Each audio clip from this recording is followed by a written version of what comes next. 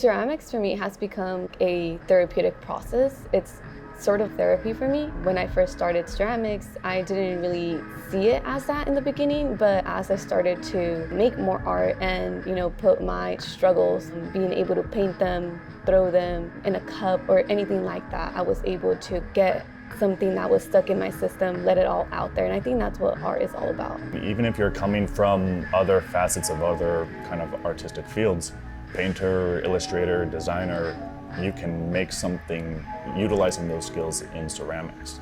I wouldn't be able to say this if I worked in another medium. I wouldn't be able to connect so much with it. I wouldn't be able to love it as much because I have tried other mediums. I've taken multiple other art classes, but for me, the connect with ceramics was that I was able to connect with my culture even though I'm so far away from it now.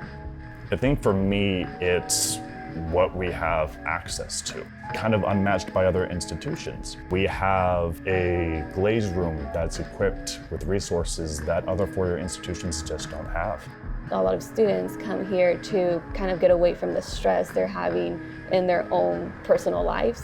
We come here, we forget about it, we enjoy our little community that we've built. We have a community of students that are diverse and supportive of one another's progress. It's just a great place to work.